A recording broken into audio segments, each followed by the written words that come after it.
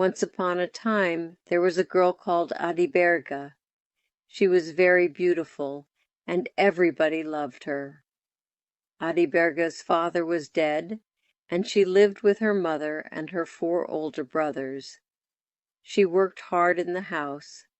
She fetched the water, cooked the food, and cleaned the compound. One day, Adiberga's mother said to her oldest son, "You are a man now. You must find a wife and marry her." "I don't want a wife," the oldest son said. "My sister, Adiberga, looks after me." The next day Adiberga's mother said, "Please, my son, don't wait any longer. Go out and look for a wife." "Where can I find a wife?" her son answered her. "My sister Adiberga is the most beautiful girl in the world. Where can I find a girl like her?" A week later his mother said to him, "Have you looked for a wife yet? Have you found a girl?" "I have looked for a wife," her son answered, "but I have not found one. I love my sister Adiberga, and I want to marry her. Then she will stay at home with us forever." His mother was angry. "You can't marry Adiberga," she said. "She is your sister. How can a man marry his own sister?" Her son was angry too. "Mother," he said, "I will never marry another woman. I want my sister, and I will have her." He spoke to his mother every day. At first she was angry, but then she began to listen to him. At last she said, "Yes, my son, you can marry Adiberga. I will help you." The oldest son was very happy. The second and third sons were happy too. "Adiberga will stay at home with us now," they thought. "We will never lose her." That evening Adiberga went to the river to fetch water. Her mother and her brothers stayed in the house. Adiberga filled her pot with water and walked home. She went to the door of the hut. She wanted to go inside, but her oldest brother put his leg across the door. "Brother," she said, "please put your leg down. I want to come in." Her oldest brother smiled at her. "I am not your brother," he said. "I am your husband." And he put down his leg. Adiberga tried to go in again, but her second brother held his leg across the door. "Please, brother," she said, "let me come in." "I'm not your brother," her second brother said. "I am your brother-in-law." And he put down his leg. Adiberga waited. Her third brother's leg was across the door now. "What are you doing?" she said. "Please, brother, put your leg down. Let me come in." "I am not your brother," the third brother said. "I am your brother-in-law." And he put down his leg. Now Adiberga's mother sat beside the door. She put her leg up. Adiberga couldn't go inside. "Mother," she said, "please let me come in. Please put your leg down." "I am not your mother," her mother answered. "I'm your mother-in-law." And she put down her leg. Adiberga's fourth brother sat beside the door now. He was disabled. His legs were weak and he couldn't walk. He lifted one leg with his hands. "Brother," Adiberga said, "why are you doing this to me? Please, let me come in." Her fourth brother put down his leg. "Yes, dear sister, you can come in," he said. The next evening Adiberga went to the river again. When she came home, her family was together in the hut. Again they lifted their legs against her. Again her fourth brother let her come in. They did this every day, week after week. One day, Adiberga's fourth brother said to her, "Dear Adiberga, I want to go to the toilet. Please carry me outside." So Adiberga picked up her brother and carried him out to the fields. She stopped beside a field of teff. "Don't stop here," her brother said. "I can't use this place. The teff will become dirty." So Adiberga carried him on. They came to a field of sorghum. "Not here," said her brother. "The sorghum is for our food. I don't want to make it dirty." Adiberga carried him far away to a place full of trees. "Put me down here," her brother said, "and sit beside me. Listen, I don't need to go to the toilet. I brought you here because I want to talk to you. Our mother and brothers have a plan for you. Tomorrow, they are going to give you to our oldest brother. They want you to marry him." Adiberga was very unhappy. "What?" she cried. "My brother wants to marry me? But I can't marry my own brother. It's a wicked thing to do." "I agree," her youngest brother said. "But they will try to force you. My dear sister, you must run away. Go now."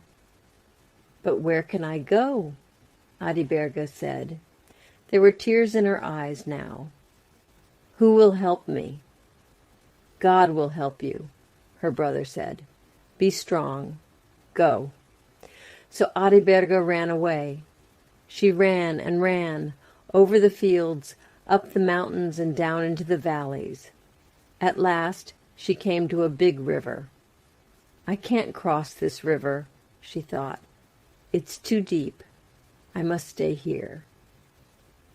There was a big tree near the river.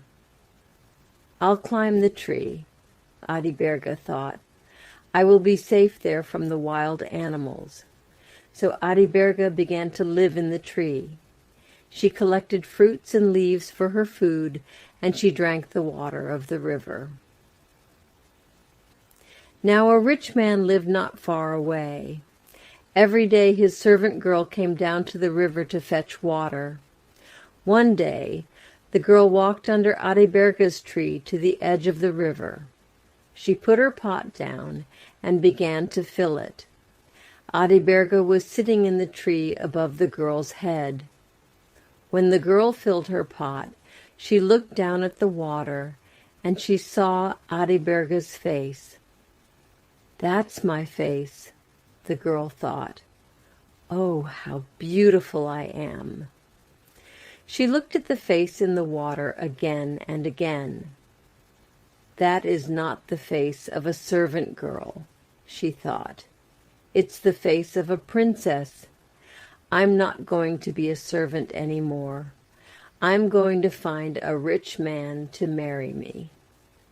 She dropped her pot on the ground, and it broke. "It doesn't matter," the girl said. "It was just an old water pot. I don't need it now. I'm beautiful. I'm going to be a princess." She ran back to the rich man's house. But before she reached it, she began to think. "I broke my master's pot," she thought, "and he is waiting for his bath. He will be angry with me. I must take another pot and go to the river again." So the servant girl fetched another pot and went back to the river. But again she saw Adiberga's face in the water. "It's true!" she cried.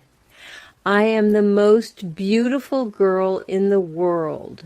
She dropped the second pot, and it broke too. Then Adiberga spat on the girl from the tree. The girl looked up and saw her. "Oh," she said, "I am not beautiful at all. The face in the water was not mine. It belongs to the girl in the tree. I will tell my master. I have broken 2 of his pots, but when he sees this girl, he will not be angry with me." So the servant girl ran home to her master. "Master," she said, "I saw a girl in a tree beside the river today. She was as beautiful as Saint Mary. She is the most beautiful girl in the world. I was very surprised, and I broke your water pots." "Don't worry about the water pots," the rich man said. "Where is this girl? I want to see her." "Come to the river with me," the girl said. "I will show you." So the rich man followed the girl to the river. He stood under the tree and looked up. He saw Adiberga. "My servant was right," he thought. "This is the most beautiful girl in the world, and I want to marry her."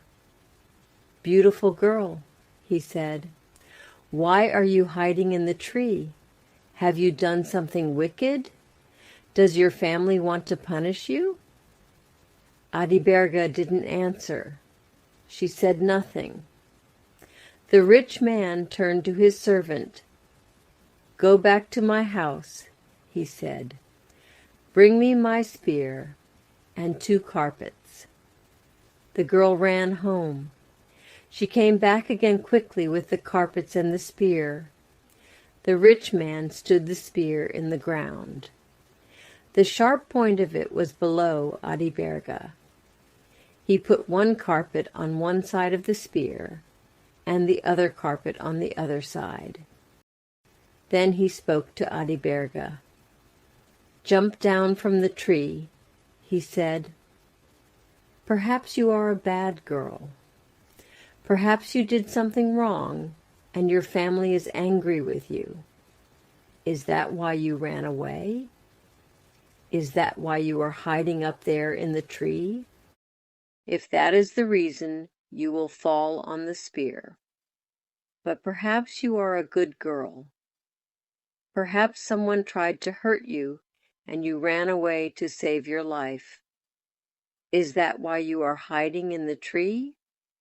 If that is the reason, you will fall on the carpet."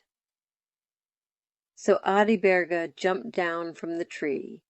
She fell on the carpet, and the rich man picked her up. "Marry me," he said.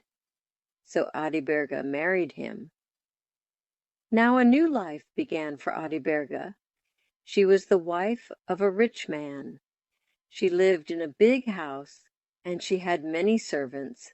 She forgot about her mother and her brothers. She was happy. But Adiberga's 4th brother did not forget his sister. He left his mother's house, and he began to travel everywhere. He was looking for Adiberga. It was very hard for Adiberga's brother. He could not use his legs, but only his arms. He needed other people to help him. One day he came to the rich man's house. He sat outside under a tree. Adiberga's servants saw him. They ran to Adiberga. "There is a man outside your house, under the tree," they said. "His face is like your face. His eyes and his nose, his mouth and his hair, they are all like yours. Is he a relative? Does he come from your family?" "I have no relatives," Adiberga said. "I have only one brother, and he is disabled." Adiberga walked outside. She went to the tree and saw her brother. She was very happy. She ran to him and kissed him. "Oh, my dear, dear brother," she said, "come into the house. You are tired and hungry. You must rest, and I will make a delicious meal for you to eat." She took her brother inside. She washed his feet and gave him the finest food to eat and milk to drink. Her brother finished his meal at last. "Now," said Adiberga, "you must listen to me. My husband is not here tonight, but he will come home tomorrow. He is a good man." The next day Adiberga's husband came home. "My brother is here," Adiberga said. "Ah," said her husband, "that is good." They lived happily for many years.